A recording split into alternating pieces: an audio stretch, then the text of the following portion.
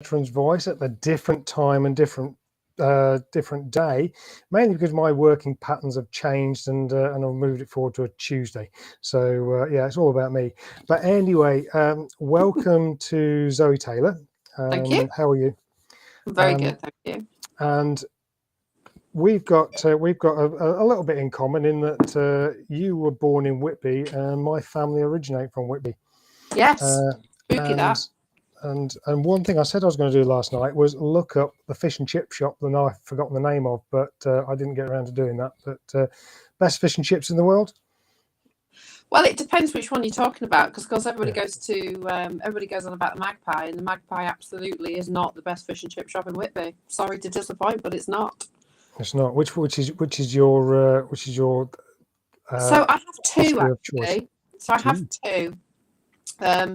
One is at the very, very bottom end of Baxter Gate, and Baxter Gate, if anybody's ever been to Whitby, is the bottom high street road, and then Flowergate is the one that goes at an angle at the top.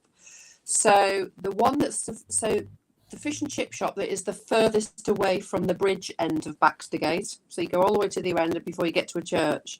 There's one on the right hand side. It used to be called Frusco's, but it's changed hands. I think it's opposite the back of Boy's store. The other one is actually in Robin Hood's Bay down the bottom of the hill. Right. So you can either just drive up there and then walk down the hill, or you could earn yourself your supper and walk from Whitby Abbey all the way along to Robin Hood's Bay, which is a beautiful walk along that coastline. Have your fish and chips at the other end, then get the bus back. Well, we used to go to a caravan park years ago at High Horsker, so you would actually go along there and buy there. So there we go. But fish and chips I think is done. High Horsker used to be my disco night when I was 15 before I joined up, Matt. Oh my goodness. That's living the dream.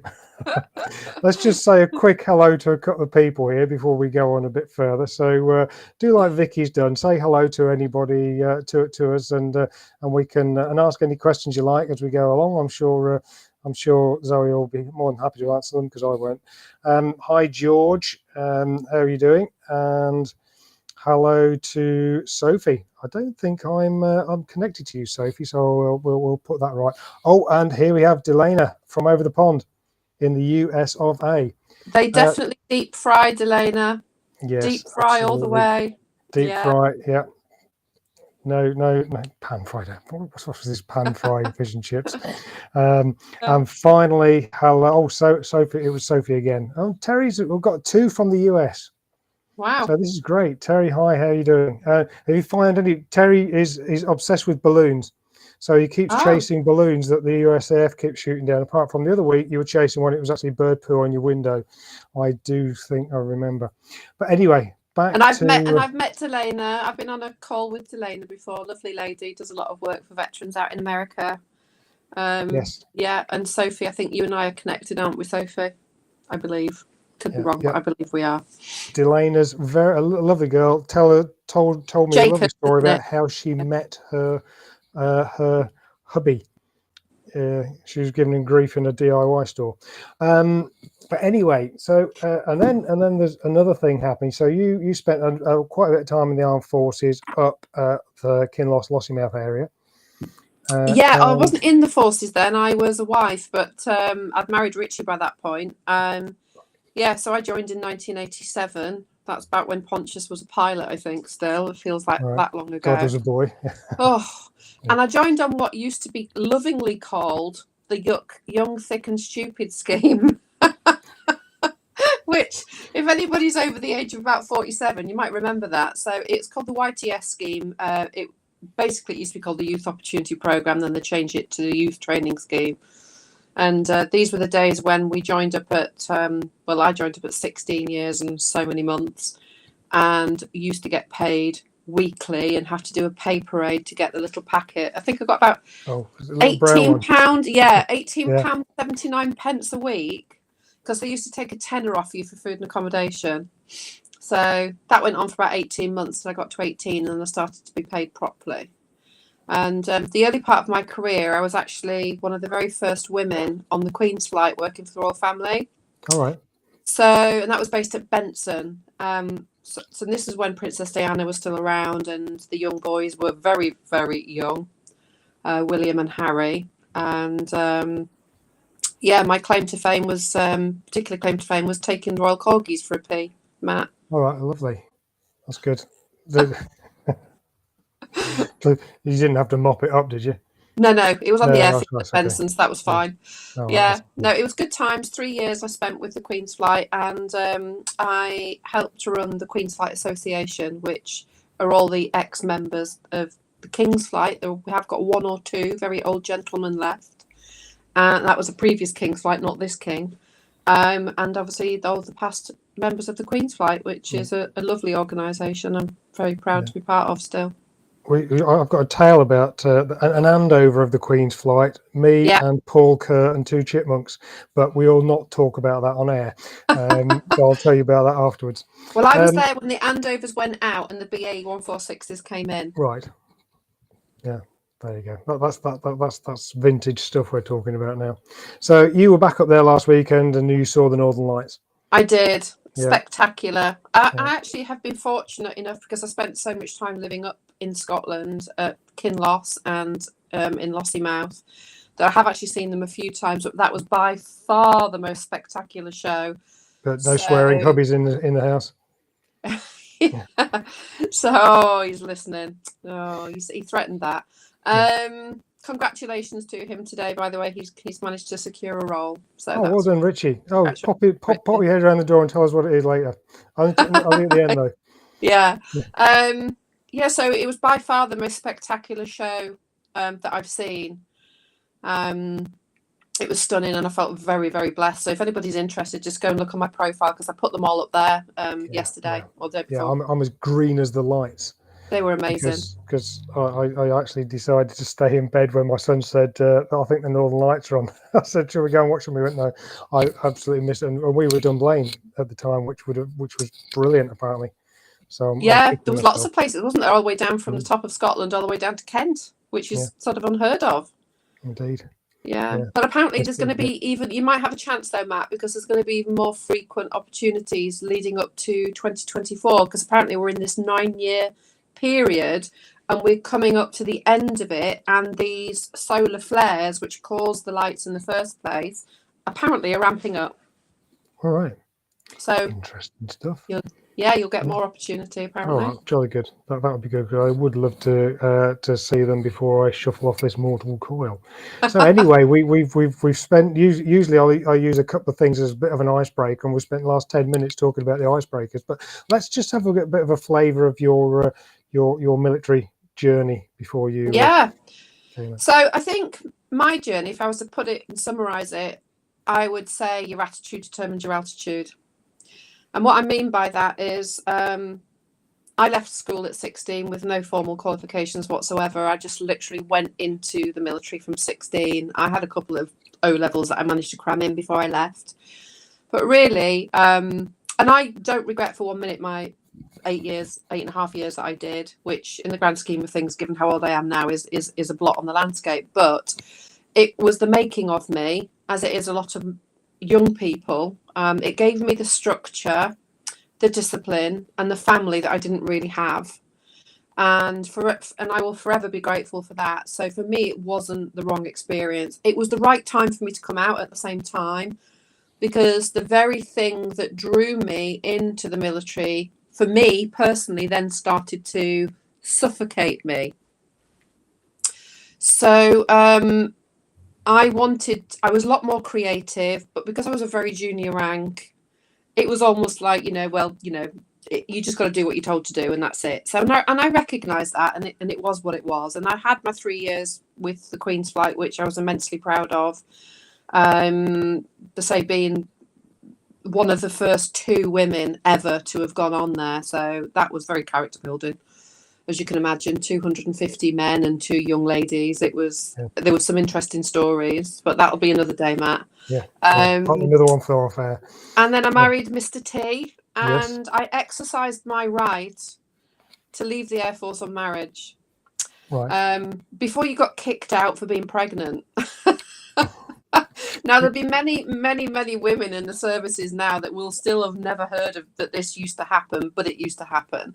You know, we were deemed that we were not able to serve because we had children, which obviously, as we know now, is completely wrong. But at the time, it was a very, very contentious issue.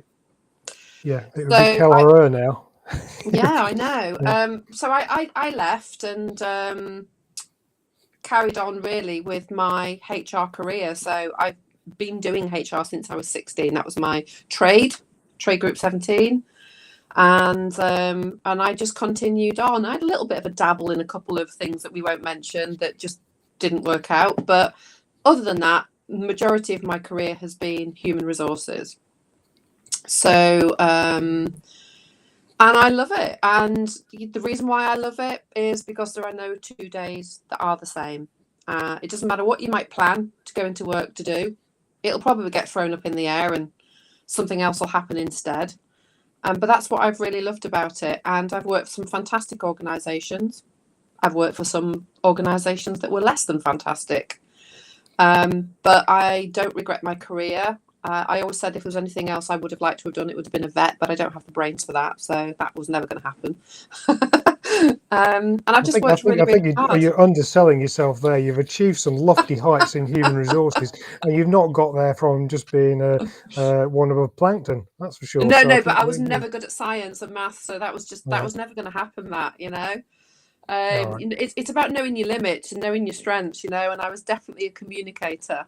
So, and I generally have an interest in people. So that's what really has kept me going in the profession, even through some pretty tough times in the profession. Because I just genuinely have an interest in people and why they do what they do and what makes them tick. So I like to be in an organisation that really values its people, because I think, you know, if you can ensure that every person in your organisation knows exactly what part of the cogwheel that they are turning, what part they have to play, and what value they're adding to the business, they have that sense of belonging.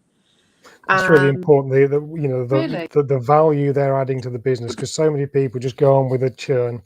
And don't actually see where it fits into the big picture.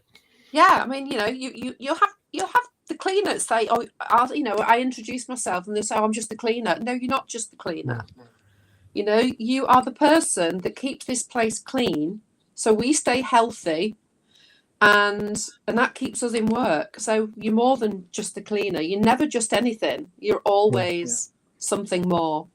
But cleaners, and I have a chat with cleaners. Cleaners are very good. They're eyes and ears of the organisation, because they know what's going on everywhere. They get all the goss. They tell you all the stuff that nobody dares to tell you. So they'll say, "Oh, they're not very happy in there because," and right, brilliant. I can go and do something about that. Yeah, absolutely. Yeah. So it's great, absolutely. So I've just got to make a comment on hubby, that he's obviously given his profile a polish. Look at him cutting a dash in that suit in there, because he was looking a bit tardy in the other profile picture there, Richie. So I think you scrub up okay there. He's just been on a course. He's just been on a course, Matt, and they had a photographer. All right. So he sent me a bunch of his headshots, some of which were very sort of like straight on like that, and you look like you were about to go into prison cell block H. Numbers. Yeah, exactly. And I don't like that. I'm an ex-photographer, so I used to position people slightly at an angle. So I chose that one. So I said to him, he has to have that one. Right. Really good. Yeah, I have to explain to people, I've not got a thing sticking out the side of my head. I'm actually in a hotel at the moment. There's a light, and I've got the screen on blur, so I've not got this thing sticking out the side of my head. It's your antenna. Anyway, so you came out of the armed forces, and you've done worked your way up in human resources to some quite senior positions in some quite big companies, BAE Systems being one of them, for example. Yeah. I did, and I think what I did was I took a chance on myself, and I never ever said to myself, no, I can't do that, or that's too big a step. So I actually did a really, really rapid rise through the HR profession into senior management very, very quickly. So I only really took two juniorish roles, as I call it. The first one was at the oil fabrication yard in Ardasir in the north of Scotland at the time, and then from then on, I just kept going upwards, and just never thinking, oh, I can't apply for that because I don't have the experience or I don't have the qualifications. I applied for it, and within the interviews just allowed my determination, really. And I freely admitted I didn't know everything, but I had the ability to learn, and I learned very, very quickly. I picked things up very, very quickly. So I was very fortunate that I was able to rise, what I call rise, quite quickly until I sort of hit that sort of ceiling. And then I would take jobs that, being a military spouse, you know, Richie moving around every what felt like 30 seconds sometimes, it can place you at a disadvantage, because when employers are viewing your CV, they make all sorts of horrible assumptions about you, which aren't true. Mm-hmm. So they, you know, because they're naturally suspicious. So it's a hard thing for a military spouse to do at times when your husband does have a particular job where you are moving around a lot, or your wife if you're a man, or your spouse or your partner.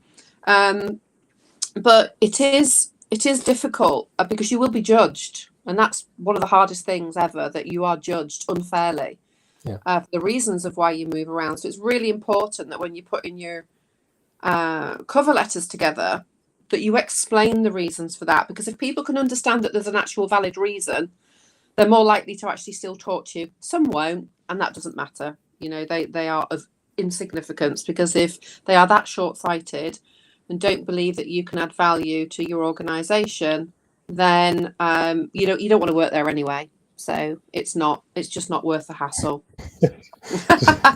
Yeah, Delana. I could just imagine Delana going, "Yeah, go girl." Yeah, I can see. but you know, I've tried to, what I say to people when I'm looking for a job, which I am at the moment, is I have a depth and breadth of experience that not many people at my stage in the career have, because of the sheer number of sectors that I've worked in.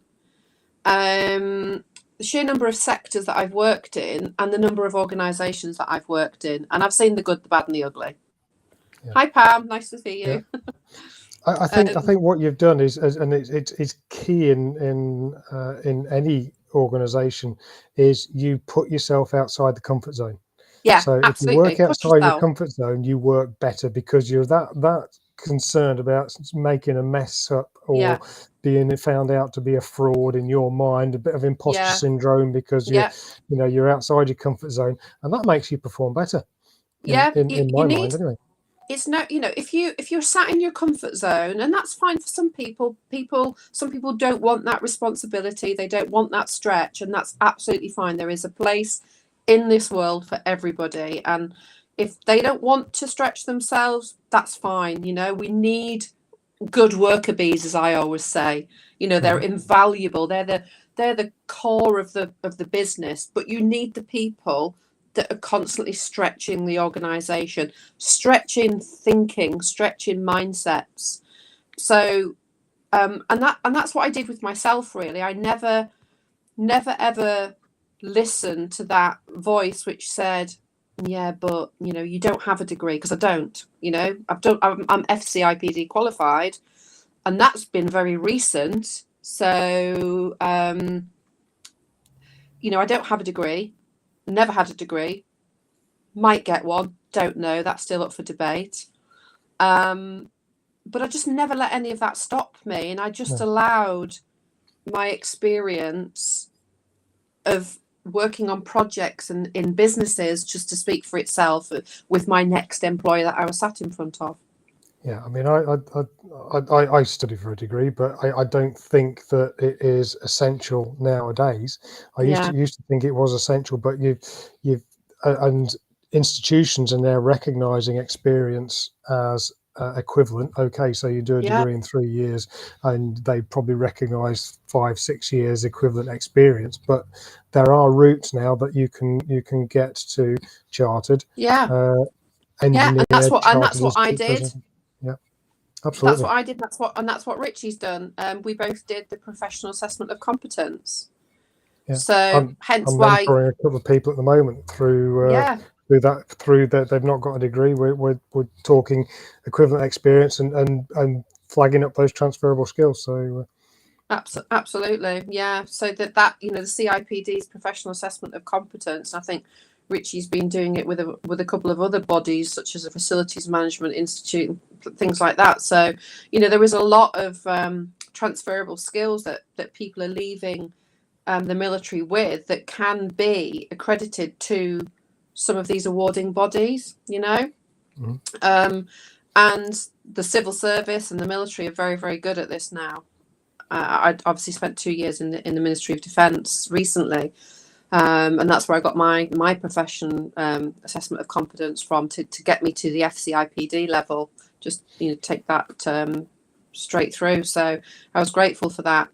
But probably one of the pinnacle moments of my career was a startup, Matt. It was a brilliant journey. So if anybody can get startup experience, it certainly teaches you a lot very, very quickly.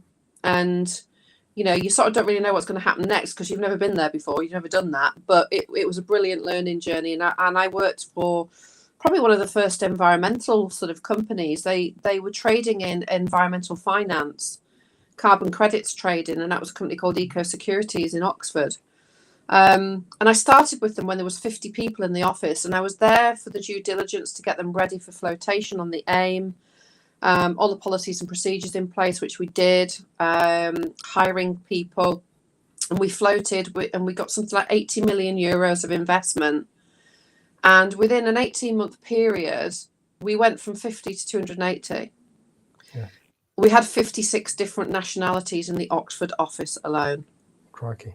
It was the most, I think, if I had been of the age where I would have got grey, I would have done, but I just quite wasn't. I was in my early 30s at that point, so that was still a little bit way off. But yeah, it was really busy, but it taught me so much, and I think that for me was the linchpin moment, the pinnacle moment of my career, really, which then catapulted me. Because then off that, I was then headhunted because we won Sunday Times Top 100 Companies to Work For award, got position number 46.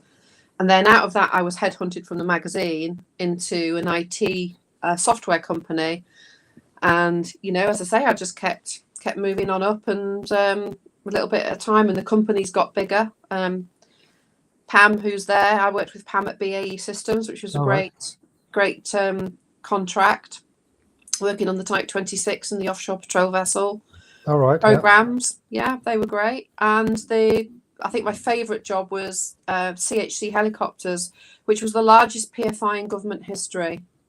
This was the outsourced nationalised search and rescue solution. Yeah. Until the governments changed over and decided to can it, but it was brilliant, and it would have been brilliant. Yeah, it would have been. Yeah, I mean, back in the day, I spent a bit of time with the yellow helicopters that was going to replace. But yeah. So yeah, very good stuff. Now we're going to march swiftly onto Bravo uniform. Yes. So tell us about that. As well as being a HR professional, I'm also a fully qualified psychotherapist, and I became a psychotherapist because at one point in my career I had a breakdown. I took a year out of work, and I wanted to understand what my brain had done and how I'd got to the point of complete overwhelm and burnout, and what I could do to make sure that I protected myself in the future, so that never happened again. So in that year, almost a year, it was about 9 months that I spent, I became qualified in clinical hypnotherapy and NLP. I then went to work for a charity called Icarus, which is a great charity, which is still running, and that also helps veterans and emergency services personnel with mental well-being. That's neuro-linguistic programming for people. Yeah, NLP, neuro-linguistic programming. And I worked for Icarus and with Icarus and ran Icarus for a period of time. And then ultimately I wanted to set up something myself, so small and bijou. And that was Bravo Uniform. Why Bravo Uniform? Phonetic alphabet, obviously, but also the initials are BU. So BU. I quite like that sort of play on play on words, and I don't do as much as I used to because, of course, I'm really busy, but it's there, and I don't think I've ever turned anybody down, and I still get referrals from my past clients that come to me. I've got a client I tend to take on. I've got about maybe 2 or 3 hours a week at the moment, but I've also got the ability to call on a number of other therapists who volunteer their time free to help our veterans. And, so and we how generally do they get in contact with you? how does it work? Yeah, I've got a website. So You want to pop that in the comments after we finish? Yeah, just pop it in the will comments. do. bravouniform.co.uk. They can contact me on Facebook. I've got if anybody needs any help, I have an Instagram page, and but mainly they just managed to find me, Matt. I don't go and put everything in lights because, of course, I don't want to overburden myself and burn myself out, if I'm trying to juggle too many things at once. So, but the intent is that at the point of time when I finish with a corporate career, it's something that I can do more or less full time, alongside sort of paid therapy work as well. But absolutely fantastic. So and as Pam says, inspirational. I mean, we've been communicating through LinkedIn for a couple of months now, trying to set this up, but we only actually spoke last night for the first time, didn't we? We did. So but you come across as and Pam's hit the nail on the head as somebody who can be inspirational to others, and you're actually on the market at the moment looking for HR roles. I am, Did you see the neat segue here? I should have taken Ken really Bruce's slot, shouldn't I? you? Yeah, I should have taken Ken Bruce's slot, but he's gone to some Manchester chappie. Yes, I am. I am on the market at the moment for a HR director role. The clarity has happened today since Richie's now got his role, so it looks like we're staying down the south of England. So all right. At least it focuses the mindset. George Patterson, if you're still watching, then link with Zoe Taylor.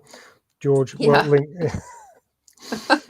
Yeah. So we're staying here. So I've got a number of irons in the fire, and I'm never usually not busy for long, so it'll come up. I have a second interview next week, and I think it's important, obviously, to remind veterans who are going through interviews and ultimately who get disappointments that don't take it to heart so much. I had a disappointment the other week. I completely blew an interview. I think I actually completely self-sabotaged it for some reason. I need to delve into my subconscious to find out why I did that. I think I know why I did that. But I just blew the interview, and I can look back on that and see everything that I did wrong. And I think it's just a lesson. So take the lesson, whatever you can get from it, and do something with it positive. So you make sure that you don't do that again, but also not to get too hyper focused on one particular role, because I'm a massive believer in whatever the universe has got planned for you will happen ultimately, and what's for you will not go by you. That's a Yorkshire saying. That is a Yorkshire saying. What's for you won't go by you. Yeah, exactly. That's my grandparent, my granddad. Everybody used to, sort of come up with that. And sometimes we can expend so much energy trying to fight whatever's happening to us at that particular time because it feels uncomfortable, and we're worried and we're anxious. And I have my anxious moments like anybody else does.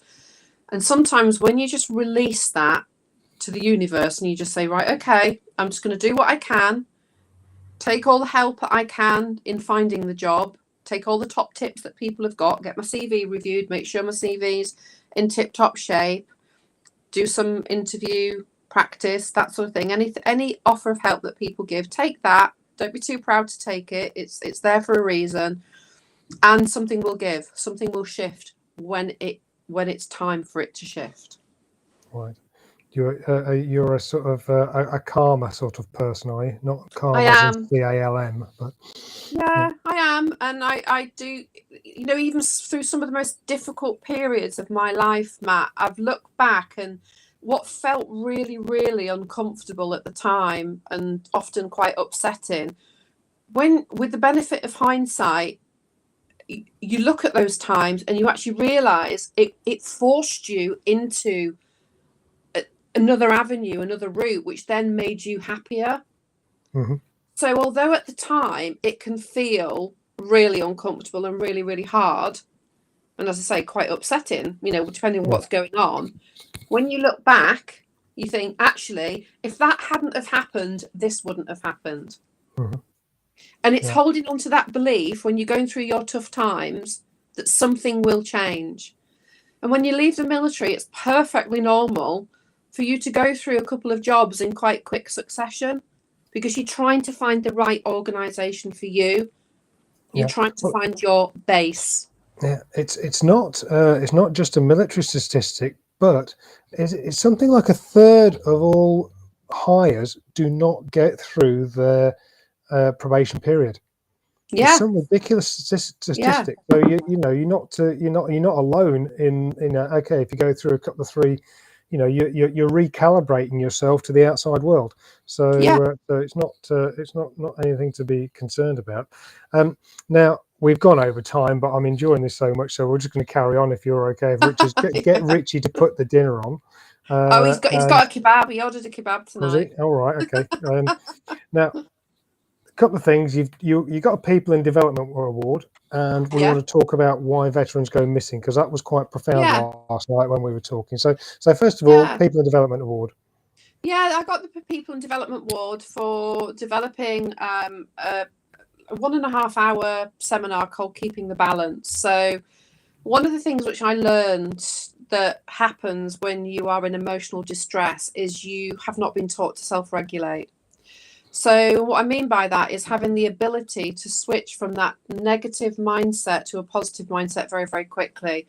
So when we're in a negative mindset, we have all this internal dialogue going on, which might be feeding what we already think about ourselves if our self-esteem is quite low. It's even the imposter syndrome type scenario, you're not good enough, you're crap, whatever it is that the chimp brain is going on about. And I get it all the time. Well, top tip, if you ever find yourself ruminating over something that's happened, when something happens and it really annoys you, Matt, and you're going over it time and time again, because your brain's trying to make sense of it. If you just press your tongue to the roof of your mouth behind your teeth and keep it there, it disconnects that thought process from your brain. Is that right? Yeah, and it gives your brain peace. It gives your brain quiet. So, so what I did is developed a little 1.5 hour seminar, which was designed to help people in the Ministry of Defence through lockdown, because people weren't seeing their families, they were isolated. The only connection they had was at work, and it was about giving people tools and strategies to regulate their own emotions. So if they were having a bad day, they could do a few things which would help to just address that straight away, and then it lifted them up and they could put that behind them and then get on with their day. So because of that piece of work, and also a piece of work around gender recognition for the Royal Fleet Auxiliary, I was nominated within the Civil Service Awards for a People in Development Award, and got second place for that. So that was really nice, and an Armed Forces Minster commendation. So it was Leo Doherty at the time. Right. Yeah. And did you get a nice feed somewhere? No, because we were going through, I think, about the third phase of lockdown by that point. Oh, right. Oh, it was still so it got ongoing, cancelled again. So I never actually went to go pick up my award. I just got the certificate sent through the post. Yeah. I went back at university. I won an award in the final year, and it was the only year that they didn't give a monetary prize for that award. So I was a bit miffed at the time. I thought I didn't even get like an Argos voucher. No. So finally, before we depart, why veterans go missing? We were talking about mental health last night, and you've got a really interesting take on it. Yeah, I have. I wrote a piece. So the other charity that I volunteer for is the Beacon Alert. So the Beacon Alert goes out whenever we are notified that a veteran or existing military person goes missing. And I'm actually glad to say that actually most of them we do find, and they're helped and they're safe. But obviously, clearly, some there are, some very, very sad circumstances.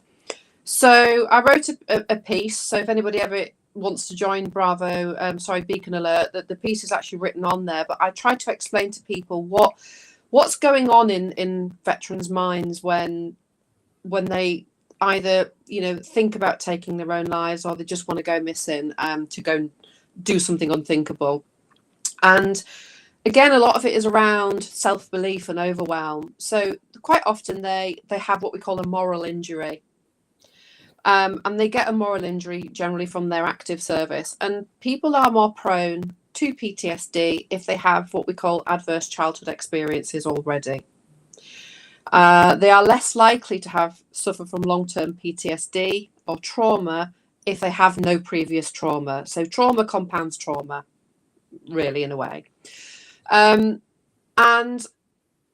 when veterans leave, they lose their jobs. They lose their homes, they lose their salary, they lose their friends, they lose their sense of well-being, they lose their community, they lose all the fitness aspects of it, the camaraderie, the banter, and quite often marriages can also fail if there isn't that strong sort of support network around them.